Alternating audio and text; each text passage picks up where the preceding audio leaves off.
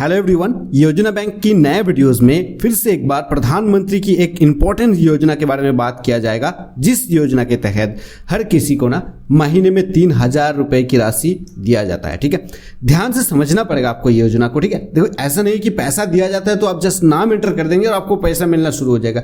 किसी भी योजना में ऐसा नहीं होता है। तो इसी तरीके से आज का जो योजना है, जो आज हमारा यहाँ पे इंपॉर्टेंट टॉपिक है जिसको हम डिस्कस करने वाला है, इस योजना का नाम है प्रधानमंत्री श्रमयोगी मानधन योजना। ठीक है, इस योजना के तहत हर एक व्यक्ति को हर महीने 3,000 रुपया मिलता है। ठीक है, अगर आपको नहीं पता है या आपने इस योजना के बारे में पहले भी सुने होंगे तो इस वीडियो को डिटेल में देख लीजिए। इस वीडियो में आपको इस योजना के बारे में A to Z बताया गया है। अगर आपने कहीं ऊपर से सुने थे इस योजना के बारे में तो इस वीडियो से आपको डिटेल मिल जाएगा। अगर आप बिल्कुल बिगिनर हो, आपको नहीं पता था इस योजना के बारे में, तो आपके लिए तो बल्ले बल्ले, आपको यहाँ पे डिटेल मिलेगा ही मिलेगा। और कैसे आप यहाँ से लाभ ले सकते हो, इसके लिए एलिजिबल कौन है, मैं आपको बता देता हूँ कि इसके लिए सभी एलिजिबल है। किसी भी प्रकार का धर्म जाति यहाँ पे जो है कोई भी मतलब मायने नहीं रखता है, सभी जो यहाँ पे एलिजिबल है। बट हाँ, योजना हर बार जो है ना गरीबों के उद्देश्य से बनाया जाता है। तो इस योजना की मुख्य उद्देश्य भी जो है गरीबी को दूर करना और एक सिक्योर जो है करना, मतलब आने वाले समय पे। समझो चीजों को क्या है, मैं क्या आपको कहना चाहता हूं, एक्चुअल में इस योजना क्या कहना चाहता है, इसका टर्म्स एंड कंडीशन क्या है। राइट, चलो नेक्स्ट की बात करते हैं। ये योजना है ना, ये योजना ना अनऑर्गेनाइज्ड वर्कर्स के लिए, असंगठित श्रमिक के लिए। ठीक है, अब ध्यान से देखना, यहाँ पे देश में अभी कुल जो है 42 करोड़ ऐसे जो है जनता है जो असंगठित क्षेत्र में काम करता है, जिसका कोई ऑर्गेनाइजेशन से लेना देना नहीं है। अगर वो काम करते करते उसको कुछ हो भी जाए ना तो ऑर्गेनाइजेशन उसके लिए जिम्मेदार नहीं रहेगा। कुछ ऐसा चीज है, इसको कहते हैं अनऑर्गेनाइज्ड वर्कर। ठीक है, जैसे आपके दिहाड़ी मजदूर हो गया, या आप देख सकते हो कि रोड के पास में जो ठेले वाले लगाता है ना, आप यहाँ पे देख लो, जो स्ट्रीट वेंडर्स होता है, जो सड़क के आसपास दुकान लगाता है, वो भी जो अनऑर्गेनाइज्ड वर्कर्स के लिस्ट में आते हैं। जो हेड लोडर, देखो सिर से कुछ बढ़िया बिस्तर उठाते हैं लॉरी में ना, जो गुड्स होता है उसको लोड अनलोड करता है, तो वो उसका तो कोई ऑर्गेनाइजेशन से लेना देना ही नहीं है। ठीक है, वो जस्ट ऐसे डेली बेसिस पे काम करते हैं कि दिन का काम करो और दिन के एंड में उसको पैसा मिल जाएगा। होम बेस्ड वर्कर जो घर में बैठ के कुछ काम करते हैं, कोई यहाँ पे जैसे ना कुछ पापड़ जैसे यहाँ पे बेल रहा है, तो वो भी मतलब ये अनऑर्गेनाइज क्षेत्र से ही बिलोंग कर रहा है ना। मेरे कहने का मतलब, मैं कुछ एग्जांपल के साथ आपको समझाना चाहता हूं कि एक्चुअल में इस योजना किन लोगों के लिए बनाया गया है। उसके साथ साथ नीचे और भी बहुत सारे हैं, मैंने लिख के रखा हूं, आप इसको पढ़ सकते हो। मैं थोड़ा सा आपको हाईलाइट कर दूं, जैसे रिक्शा चालक हो गया, ठीक है, या फिर आप देखो, या मोमीन श्रमिक हो गया, या मोची हो गया जो जूते सिलाई करता है या जूते बनाने की काम करता है, कचरा बीनने वाला होगा। ठीक है, इसके साथ साथ और भी बहुत सारे ऐसे देखो, जो निर्माण मजदूर है, घर जो निर्माण करते हैं ना, जो ईंटा वगैरह, ईंटा बालू के साथ काम करता है, तो उनका भी जो संगठन है ना वो अनऑर्गेनाइज्ड है और संगठित संगठन है। उसका कोई ऑर्गेनाइजेशन नहीं है, किसी कंपनी के साथ लिंक नहीं है। ऐसे ही किसी ने बुलाया और मिस्त्री ने दोनों लेबर को लेकर चला गया और घर बनाना शुरू कर दिया। ठीक है, तो उन्हीं सभी लोगों को ध्यान में रखते हुए प्रधानमंत्री नरेंद्र मोदी ने ये श्रमयोगी मानधन योजना की शुरुआत की थी। मैं थोड़ा सारी चीज़ों को डिटेल में डिस्कस करता हूं ताकि कोई भी जो है इस वीडियो से इस योजना के बारे में प्रॉपर जानकारी, कोई भी योजना जब आप डिस्कस करते हैं ना उसके बारे में प्रॉपर जानकारी उनको मिले। मेरा मकसद हमेशा यही रहता है। चलो नेक्स्ट बात करते हैं कि इस योजना का परिचय। आई होप कि अभी तक आपको बहुत सारी चीज़ें पता चल गया होगा, फिर भी मैं थोड़ा सा आपको एक एक करके बताता हूँ कि प्रधानमंत्री श्रमयोगी मानधन योजना का मतलब परिचय क्या है, कब शुरू हुआ था और क्यों शुरू किया गया था। विभिन्न क्षेत्र में असंगठित श्रमिक को देखते हुए, यहाँ पे देखो, विभिन्न क्षेत्र में असंगठित श्रमिक की मदद के लिए फरवरी 2019 में भारत के प्रधानमंत्री नरेंद्र मोदी जी द्वारा और जो श्रम एवं रोजगार मंत्रालय है उनके द्वारा इस योजना की शुरुआत की गई है। इस योजना का जो उद्देश्य है वो हम आगे आपको बताएंगे, फिर भी यहाँ पे थोड़ा सा शॉर्ट में बताता हूँ कि श्रमिकों को 60 साल की उम्र के बाद 3,000 रुपए प्रति महीने पेंशन मिलेगी। ठीक है, इस जगह को थोड़ा सा ध्यान से देख लेना। देखो, अगर किसी ने कोई गवर्नमेंट जॉब करता है, ठीक है, कोई गवर्नमेंट जॉब करता है तो उनको उनकी रिटायरमेंट के बाद, कोई गवर्नमेंट जॉब करता है ना तो उनको उनकी रिटायरमेंट के बाद तनख्वाह के हिसाब से, जो उनका तनख्वाह था जब वो रिटायरमेंट ले रहा था, उसके हिसाब से कुछ परसेंटेज पैसा जो है आजीवन, जब तक उसका मृत्यु नहीं होता ना तब तक उसको पेंशन के तौर पे मिलता है। बट ये कब मिलता है, जब वो जॉब कर रहा था, जब वो नौकरी कर रहा था ना, तो उसी के सैलरी में से कुछ पैसा काट के एक डिपार्टमेंट है सेंट्रल गवर्नमेंट की, EPFO, एम्प्लॉय प्रोविडेंट फंड, तो वो जमा रखता था और वो जहाँ पे काम करता था, जिस ऑर्गेनाइजेशन पे काम करता था, वो भी कुछ पैसा उस व्यक्ति के नाम पे ईपीएफओ पे जमा रखता था। बट जब वो रिटायर हो गया 60 वर्ष के बाद, वही ईपीएफओ जो है उसको पर महीने पैसा दे रहा है।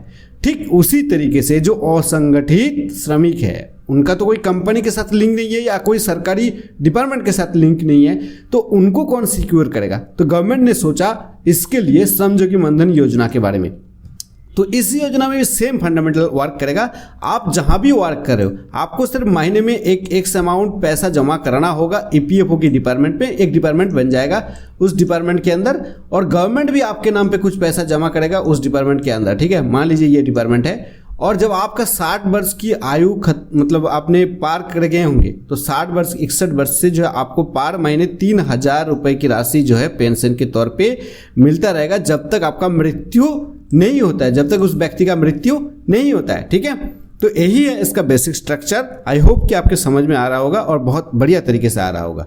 नेक्स्ट की बात करते हैं, इस योजना का उद्देश्य यही है कि बस इस योजना के मतलब तहत लोगों की जो वृद्धावस्था है, ठीक है, जो ओल्ड एज है, उसको थोड़ा सा सिक्योर करना।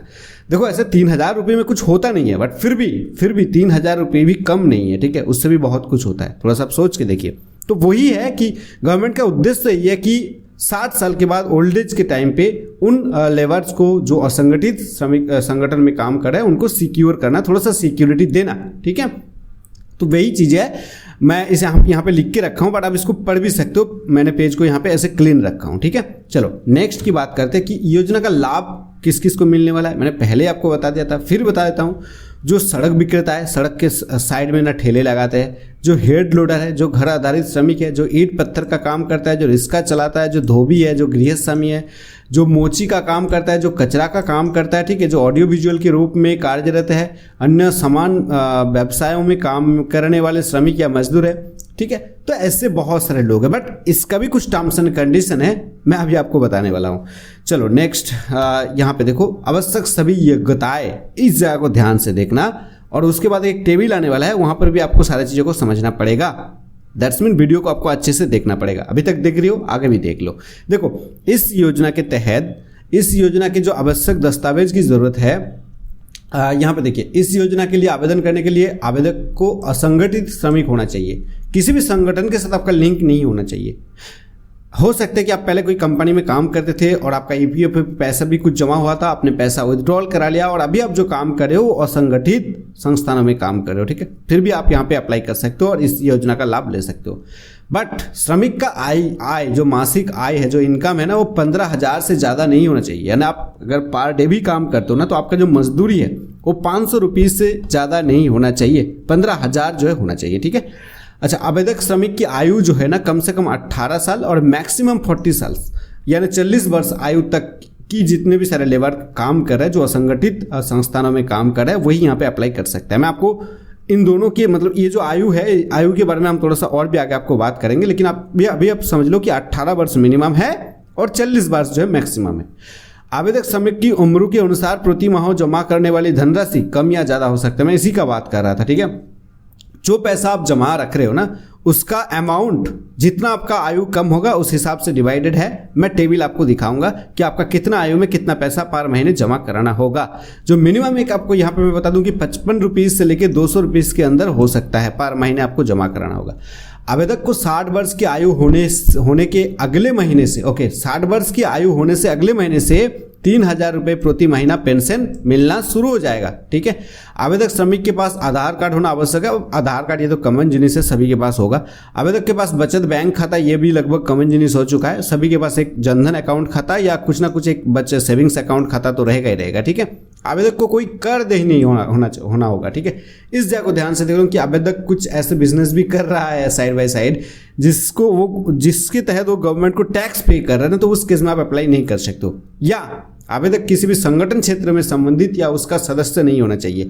यानी आपने यहाँ पे काम करें, अगेन यही चीज़ है, एक नंबर वाला है कि आपको संगठित क्षेत्रों या ऑर्गेनाइजेशन जहाँ पे ईपीएफ चलता है, जहाँ पे ईएसआईसी चलता है, जहाँ पे एनपीएस चलता है, ठीक है, उस प्रतिष्ठान में अगर आप काम कर रहे हो, उस संगठन में अगर आप काम कर रहे हो, तो आप यहाँ पे अप्लाई नहीं कर सकते हो। ठीक है, चलो नेक्स्ट बात करते हैं कि आप देखो ये जो टेबल है ये कंट्रीब्यूशन टेबल है कि आपको हर महीने कितना पैसा जमा करना होगा अगर आप इस योजना में रजिस्टर करते हो। तो देखो ध्यान से देख लो, इस योजना में अगर आपका उम्र 18 वर्ष है, ठीक है, तो आपको यहाँ पे पर महीने सिर्फ 55 रुपीज़ जमा कराना होगा। गवर्नमेंट जो है यहाँ पे देख लो, सेंट्रल गवर्नमेंट आपको मंथली कंट्रीब्यूशन देगा, सेंट्रल गवर्नमेंट, ठीक है, 55 रुपीज़ देगा। तो कुल 55 और 55 मिला के 110 रुपया आपके बैंक खाते में जमा होता रहेगा श्रमयोगी मनधन योजना के तहत, ठीक है।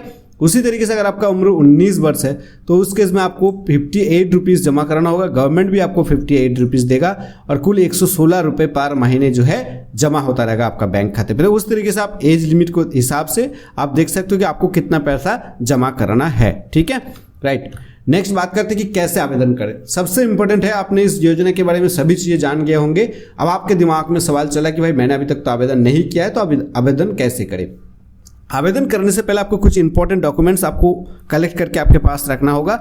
वो डॉक्यूमेंट्स के बारे में मैं आपको बताता हूँ। देखो, पासपोर्ट साइज कलर फोटो आपके सामने रखना होगा, बैंक पासबुक का जो जेरोक्स कॉपी है वो भी आपको साथ रखना होगा, आधार कार्ड भी रखना होगा। अब आपको अपने स्मार्टफोन पर प्रधानमंत्री श्रमयोगी मनधन योजना या मनधन.in ऑफिशियल वेबसाइट ओपन करना होगा। मैं आपको फॉर एग्जांपल समझाता हूँ कि कैसे करना है चीज़ें। किसी भी एक ब्राउजर में ओपन करके आपको दिखाता हूँ। जैसे यहाँ पे हो गया ना कि मनधन MNNDHAN.in, ठीक है, तो आपको ऐसे टाइप कर देना है मनधन.in, तो आप इस जगह आ जाएंगे मनधन.in की ऑफिशियल वेबसाइट के अंदर। यही है ऑफिशियल वेबसाइट। अब मोबाइल से करियो या कंप्यूटर से करियो, कोई इशू नहीं है। आपको यहाँ पे लॉगिन ऑप्शन को फाइंड आउट करना है, चाहे मोबाइल से करो ना, तो आपके सामने एक 3 डॉट आएगा कुछ इस तरीके से। मैं आपको एक बार फॉर एग्जांपल दिखा देता हूँ। अगर आपका मोबाइल डिवाइस है तो उस केस में आपके सामने कुछ ऐसा चीज़ें आएगा, देख लो ध्यान से। आपके सामने कुछ ऐसा 3 डॉट आएगा, इस 3 डॉट पे आपको क्लिक करना होगा। यहाँ पे देखिए ये लाइन आ रहा है ना, यहाँ पर आपको क्लिक करना है। जैसे आप यहाँ पे क्लिक करेंगे, आप थोड़ा सा नीचे आएंगे तो यहाँ पे आपको मिलेगा लॉगिन सेक्शन, और लॉगिन पे क्लिक करने के बाद यहाँ पे नीचे और एक लॉगिन का ऑप्शन है, यहाँ पे आपको क्लिक करना होगा और आप एक दूसरी वेबसाइट पे चले जाओगे, ठीक है। मोबाइल से करियो, कंप्यूटर से करियो, कोई इशू नहीं है। बट अब जब इस जगह आ जाएंगे तो आपको एक ऑप्शन मिलेगा सेल्फ एनरोलमेंट। इसके तहत आप घर बैठे खुद ही अप्लाई कर सकते हो। अगर आपको इतना नॉलेज नहीं है इंटरनेट के बारे में तो आपको CSC सेंटर विजिट करना होगा, जहाँ जाके आप अपना डिटेल दो और कुछ पैसे उनको दो, तो आपको इस योजना में जोड़ देगा वो लोग, ठीक है। तो इसी तरीके से आप घर बैठे या CSC सेंटर विजिट करके आप जो है मिनिस्ट्री लेबर एंड एम्प्लॉयमेंट की इस योजना यानी कि प्रधानमंत्री श्रमयोगी मनधन योजना का लाभ ले सकते हो।